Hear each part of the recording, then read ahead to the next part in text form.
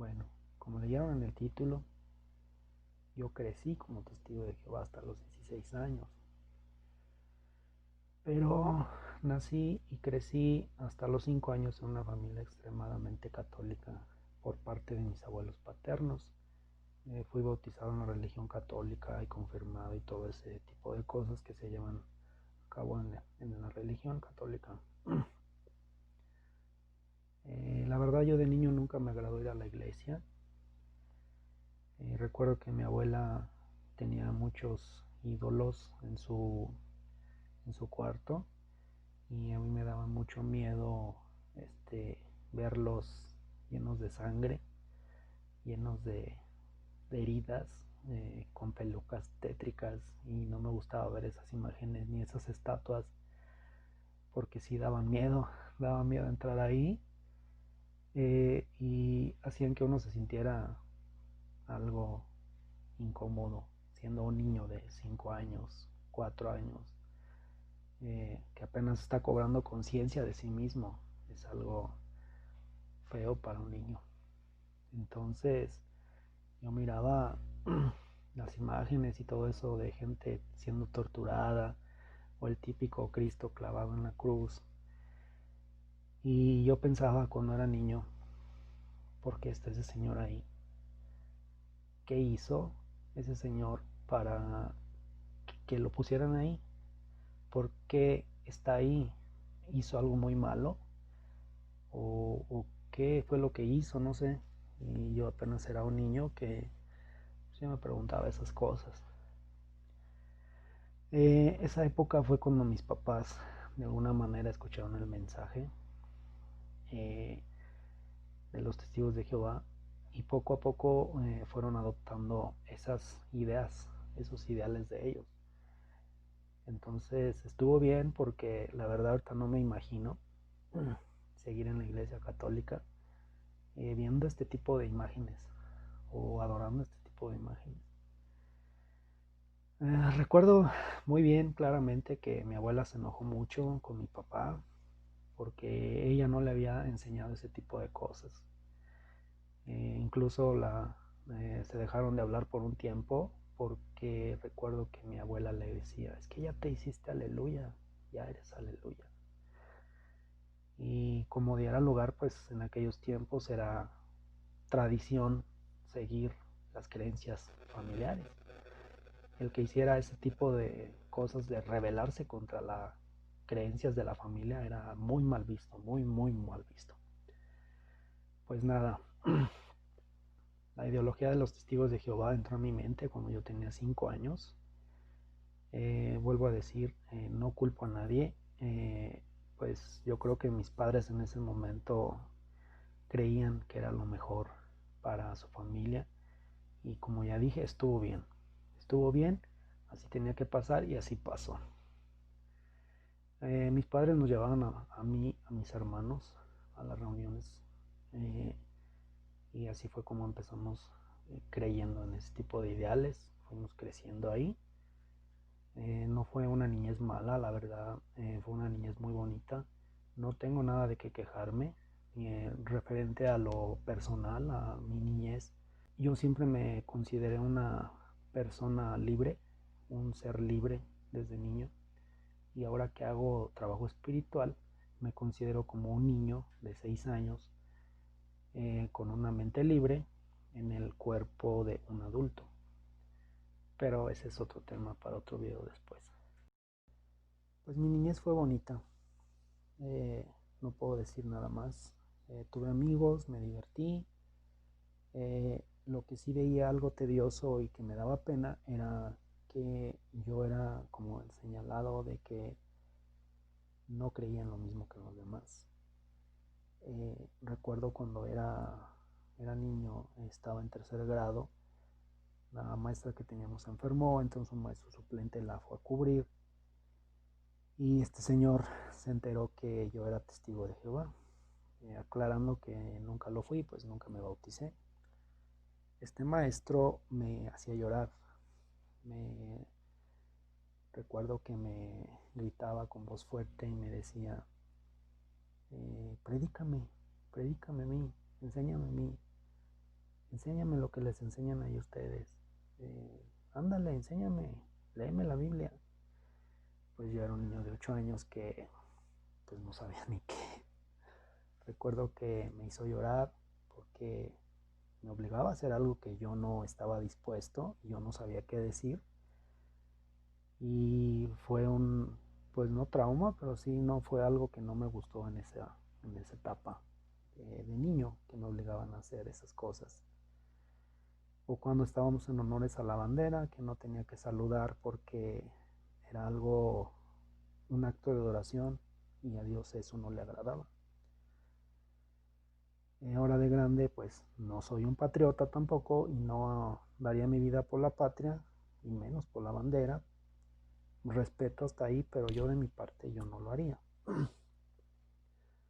Y pues sí, me sentía diferente, el no poder hacer, decir cosas que los demás niños hacían, que los demás niños disfrutaban y que yo no podía porque tenía que respetar la ley que teníamos impuesta. Yo no podía hacer eh, cosas que estaban mal vistas porque a Dios no le agradaban y pues fue una etapa de confusión. Fue una etapa de confusión porque no sabía si estaba bien o estaba mal y pues sí estaba algo confundido. Cuando estuve en la secundaria fue peor, fue mucho peor porque yo ya estaba en una etapa más arriba en mi vida, se puede decir. Ya era de que no me podía gustar una niña porque no adoraba al mismo Dios. No podía ir a las tardeadas de la escuela porque tenía que ir a la reunión. Incluso si no iba a haber reunión, teníamos que estar en el estudio del libro o no podíamos ir porque no podíamos ir. Era algo que no podíamos hacer porque era mal visto. No podía participar en actividades como viajes porque quizá iban a visitar algún sitio, algún templo o algún lugar que no estaba permitido en nuestras creencias porque era mal visto. Y pues eso es algo limitante, algo que yo ahora no lo veo bien. Recuerdo llegar a pensar en mi adolescencia, es que todo es malo. No puedo hacer esto porque a Dios no le agrada. No puedo hacer aquello porque a Dios no le agrada. Entonces me voy a quedar aquí así, cruzado de brazos sin hacer nada, me voy a encerrar en mi cuarto y no voy a hacer nada. Pues no, también es malo. Eso también es malo y pues me enojaba mucho conmigo porque eso no sabía qué hacer. No sabía que lo que yo quería hacer era malo. Yo no sabía de bueno ni malo, yo lo quería hacer, pero me decían, es que eso no está bien, es que eso no está bien, es que eso no está permitido, es que es inapropiado, etc. Bueno, sí había cosas buenas que podíamos hacer y estas cosas buenas que podíamos hacer era que teníamos que salir a predicar. Cosa que ahora puedo decir que nunca me gustó, porque nunca lo hice porque yo quisiera hacerlo. Siempre mis padres y los demás hermanos me obligaban a hacer algo que yo no quería hacer. A mí no me gustaba. Yo quería el sábado levantarme tarde o el domingo levantarme tarde y no podía porque tenía que ir a predicar. Y salieron de predicar, ir a hacer estudios o no sé, alguna reunión. No me gustaba, no me gustaba. Y si no lo hacía era mal visto. Entonces desde ese tiempo yo adopté porque no me gustaba que me dijeran lo que tenía que hacer. De por sí yo de niño era un niño rebelde y en la adolescencia más. Yo me consideraba un alma libre. Ahora también me considero un alma libre, pero en ese tiempo no salir a predicar era malo, era muy mal visto. Teníamos que dar testimonio, pero ahora me pregunto a mí mismo, ¿de qué testimonio? ¿Testimonio de qué? ¿De qué o para qué? ¿De que yo era un niño que no le gustaba salir a predicar?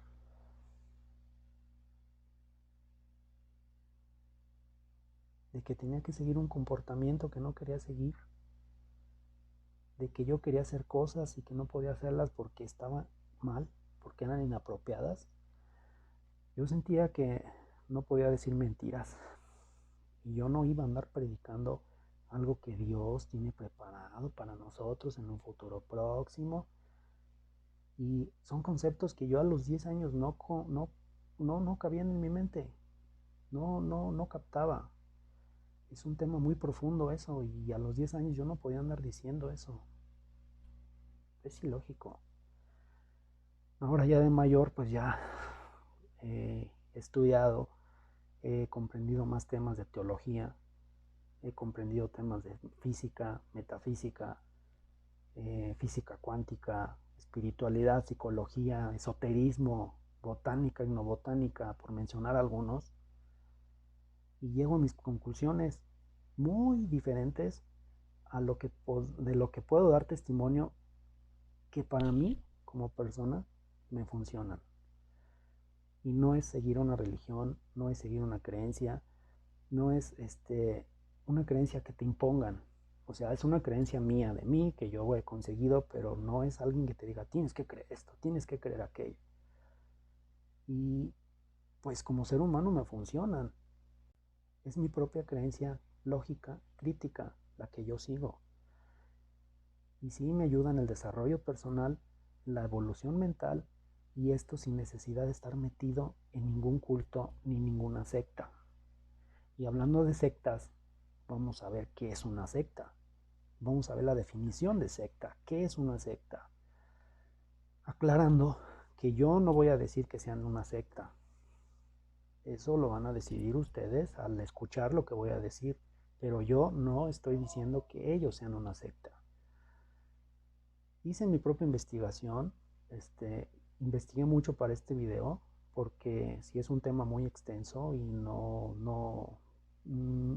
tendría que tener un hilo para poder ir dando la información.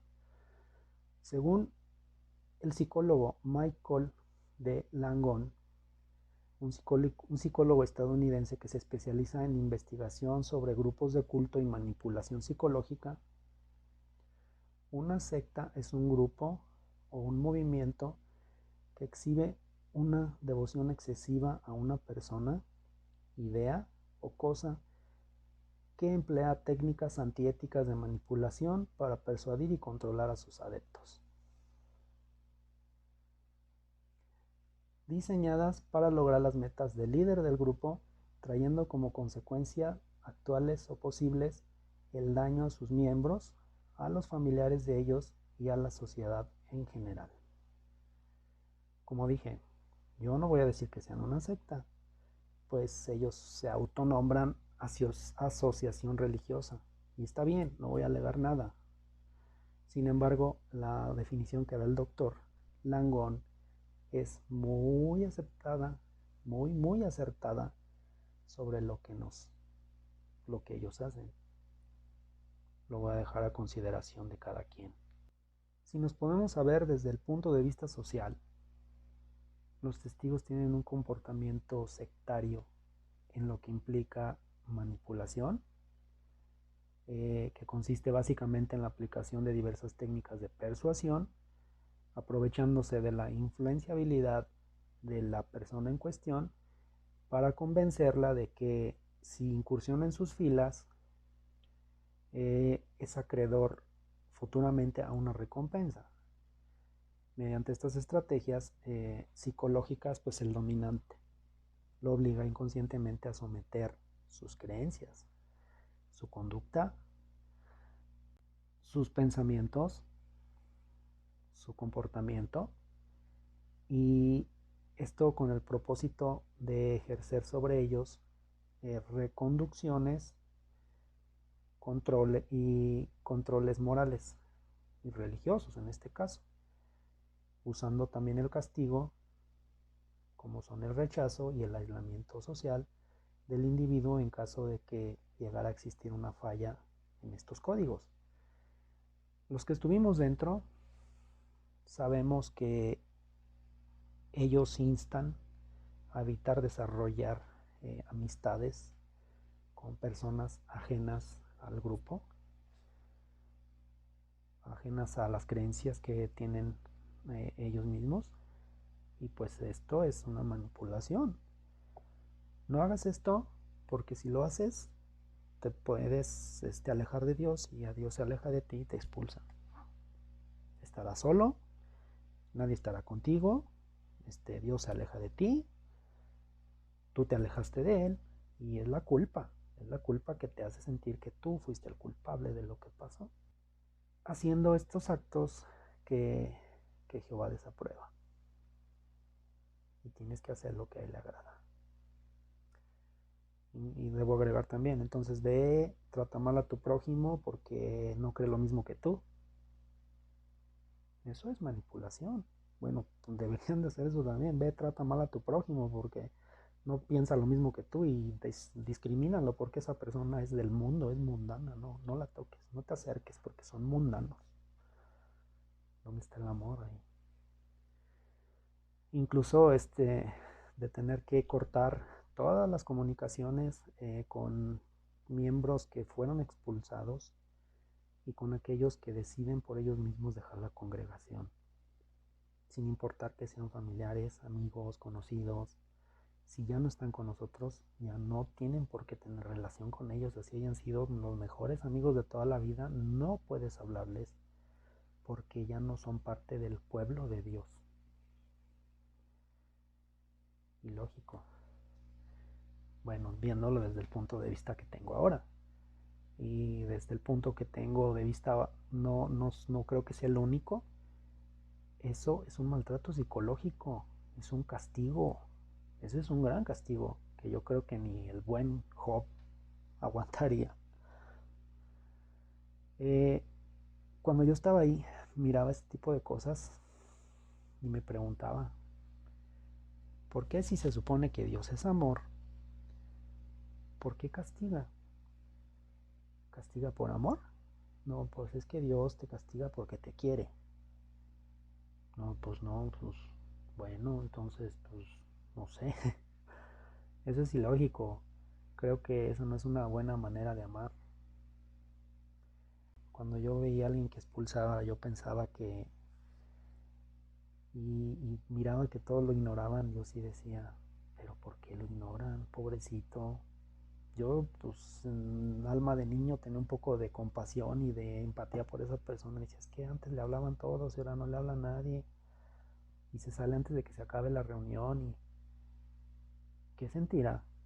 No le hablen porque está expulsado, como si fuera un leproso, así, hacer ahí un inmundo ahí afuera del salón. O ya afuera, no sé. Yo creo que es porque no empatizan y no se ponen a pensar en el daño que le hacen a su prójimo.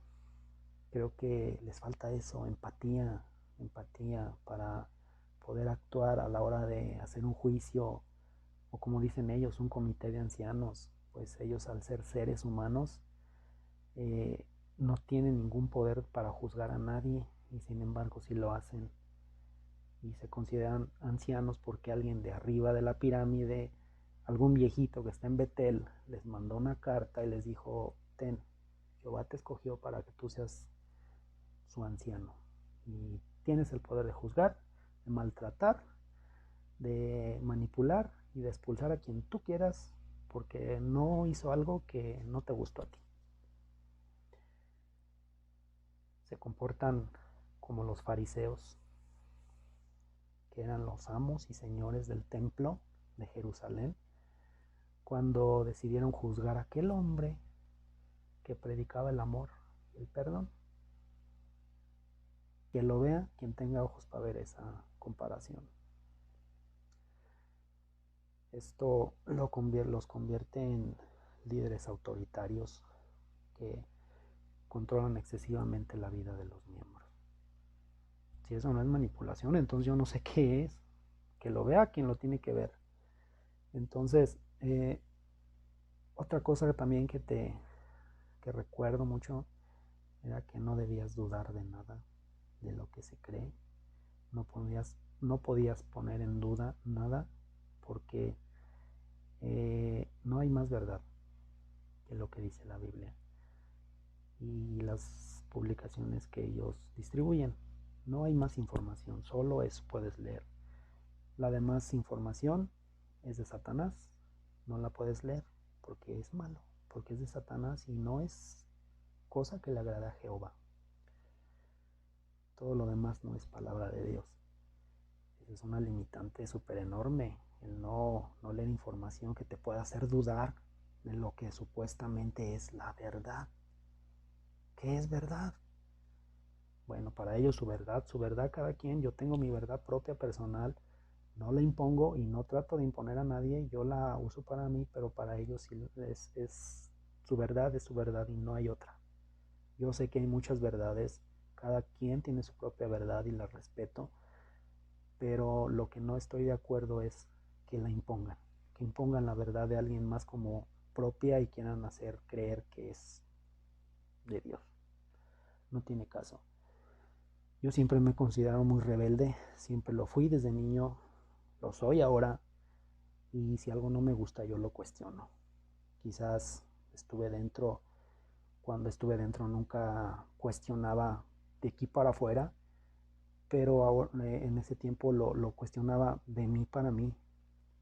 Yo me lo cuestionaba a mí mismo y esas dudas me traían una respuesta, con más dudas, y luego me traían más respuestas y me traen más dudas, y así infinitamente hasta la fecha sigue pasando lo que yo llamo un desarrollo personal, porque esas dudas son las que me han hecho crecer y no me hacen quedar siempre pensando en el mismo sitio inmóvil sin cuestionar nada.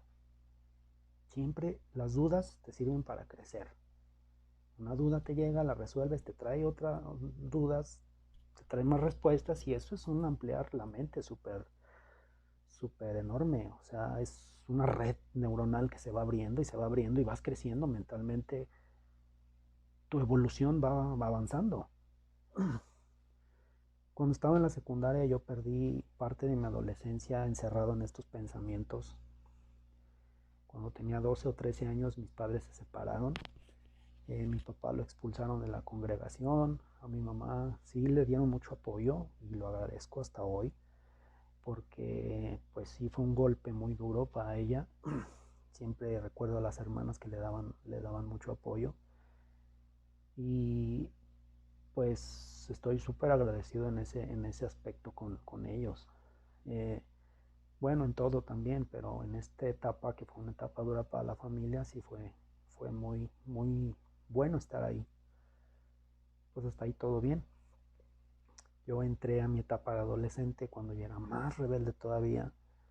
Eh, Recuerdo que hacía lo que a mí me gustaba hacer. Incluso llegué a salir con niñas en la secundaria que eran de otra religión, y no eran católicas, eran de otra religión, cosa que era de lo más malo, lo más desprestigiante de la religión, porque yo quería andar con una del culto de ahí de nosotros, pero no podía porque no tenía la edad, y que si no puedes andar con nadie porque te tienes que casar ya y que no sé qué. A mí no me gustaba eso. Yo cuando estaba en la secundaria sí llegué a andar con alguien, no a andar porque éramos unos niños, pero sí a ir a visitar a su casa, a platicar con una niña que tenía otra creencia religiosa.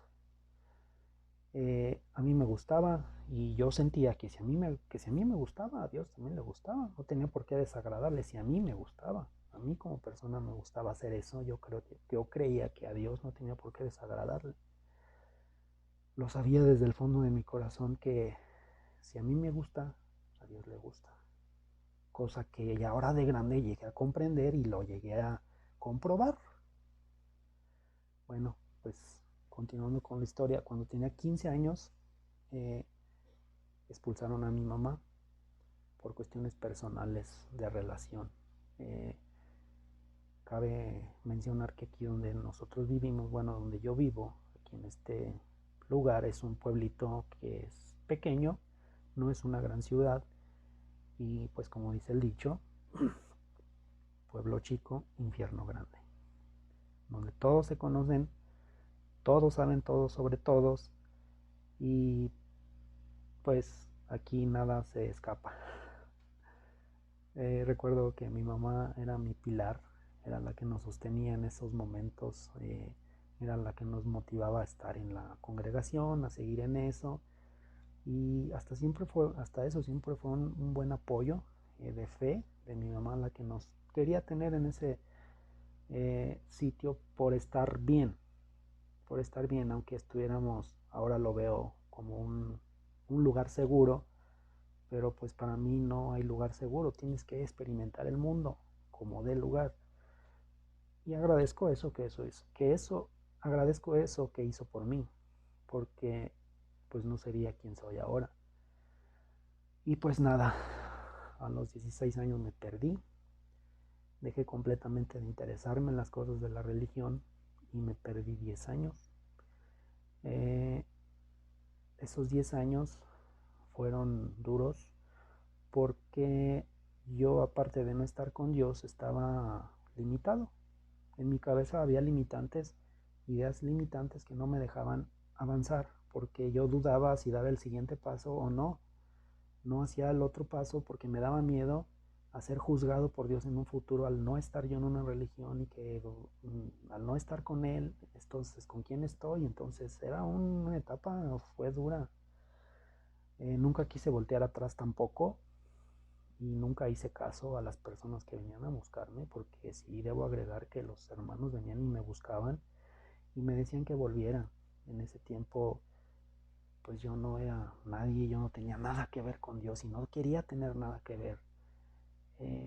Y yo no quería voltear atrás. Me buscaban y se interesaban en que yo volviera, pero pues yo no quería, yo no sabía ni qué quería. Como nunca me bauticé por lo mismo de que no sabía hacer, no quería hacer algo que no estaba dispuesto, llegué nada más a ser publicador, pero hasta ahí, no más.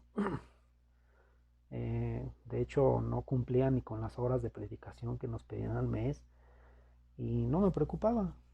Yo siempre he sido alguien que no se preocupa, muy despreocupado siempre. Y era algo que pues no me preocupaba, no cumplir con las horas, no pasaba nada, no me iba a morir, o Dios no se iba a enojar, porque como digo, a Dios le gustaba que yo no hiciera eso, bueno, pues lo hacía. Entonces, ahora de grande, pues he sabido muchas cosas que llevan a cabo ellos dentro de su organización y pues después de enterarme y de saber todas estas cosas, pues menos me dan ganas de volver. He llegado a pensar que pues uno no vuelve a una escuela de donde ya te graduaste, eh, donde ya cursaste un cierto tiempo de preparación y si ya te graduaste no tienes por qué volver a tomar las mismas clases y repetirlas y repetirlas y repetirlas solo porque tienes que tener esa información sin poder hacer nada porque no te dejan experimentarla, no sé, por decirlo de alguna manera. Después de aprender algo te toca practicar y practicar, pero ahí nada más aprendes, aprendes, aprendes, te repiten los mismos textos, los mismos textos, los mismos textos, la misma Biblia, manipulada su forma de pensar también incluso, y, y es estarles repitiendo, repitiendo como si estuvieran lavándoles el cerebro.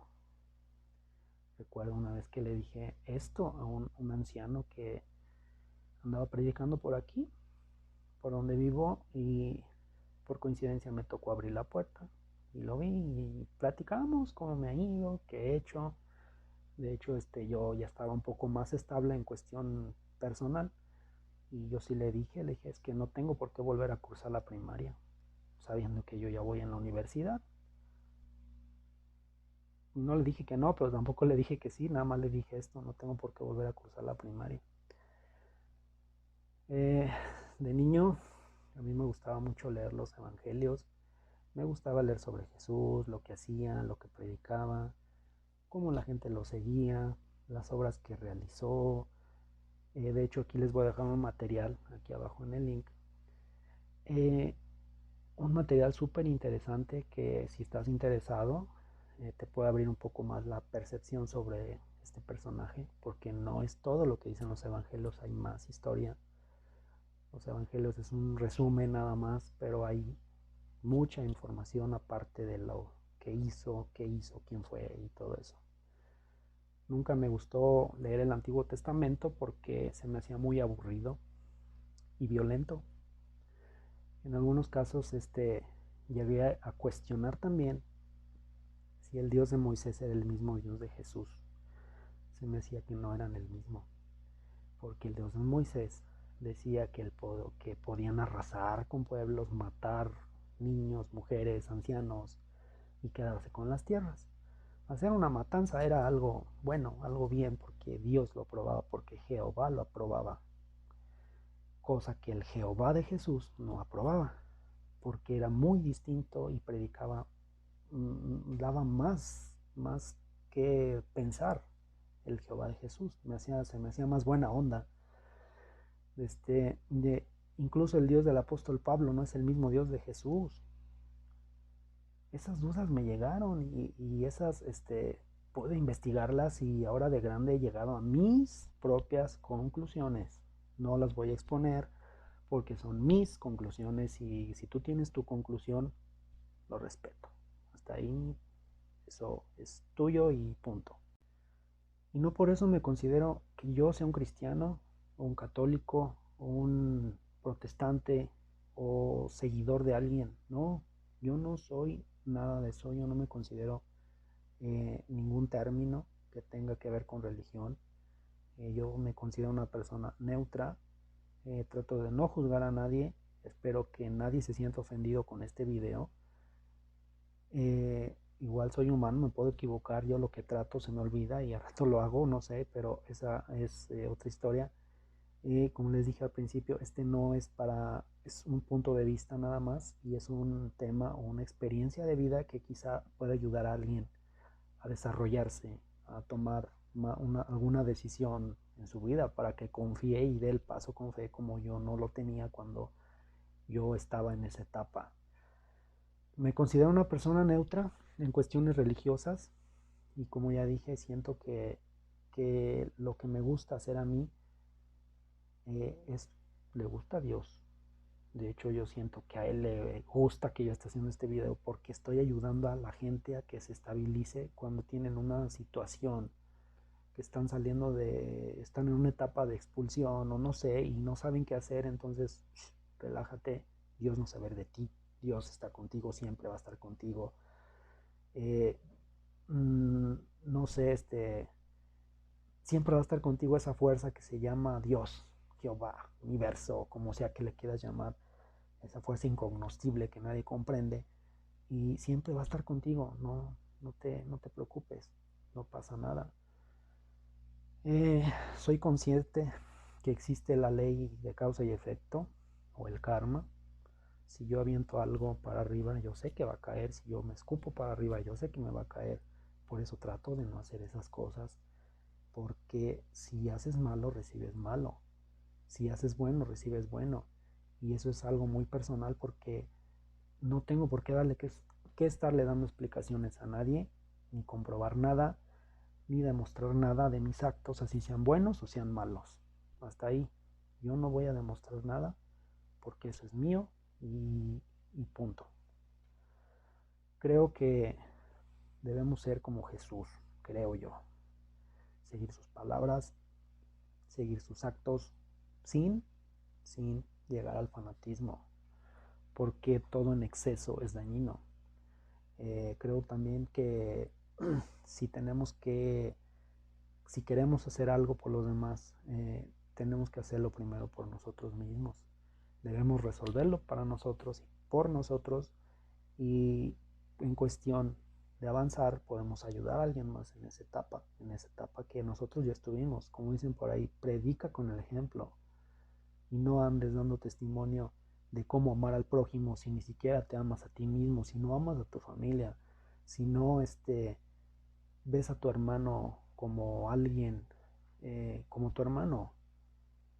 Es algo que no, que va con la hipocresía, porque en mis pocos años que yo estuve dentro, llegué a ver miembros de la congregación cuando salíamos a predicar o íbamos a alguna reunión, y veía como se ponían una máscara. Era eh, como si cuando se pusieran el traje y la corbata fueran unos, cuando se la quitaban, que se acababa la reunión y ya salíamos afuera, otros. Entonces, eso era un disfraz que les permitía ser un personaje. Y los que llegamos a conocer a esas personas sabíamos que ellos no eran así, que eso era una hipocresía. Y eso es lo que realmente a Dios no le agrada, pero ellos no lo ven así. De hecho, una vez escuché a alguien que estuvo también ahí, no voy a mencionar quién, pero si está viendo este video, quiero que sepas que me llegó mucho esa este, eh, idea, esa idea de esto que voy a decir. Recuerdo que me dijo, no, es que si el mismísimo Jesucristo viniera otra vez, te aseguro que le llaman la atención solo porque no se quitó la barba o porque no se puso corbata para salir a predicar. En ese momento me dio gracia, me reí porque fue un comentario gracioso, pero si lo analizamos bien, si lo desestructuramos, tiene mucha razón. Y es lógico, ¿no? Sí pasaría, sí pasaría. Bueno, pues, si te interesa saber las cosas que yo he leído y que han abierto mi percepción, especialmente sobre esto, sobre esta asociación religiosa, te recomiendo un material que está muy interesante. El libro se llama Crisis de Conciencia. Aquí te voy a dejar una imagen del libro.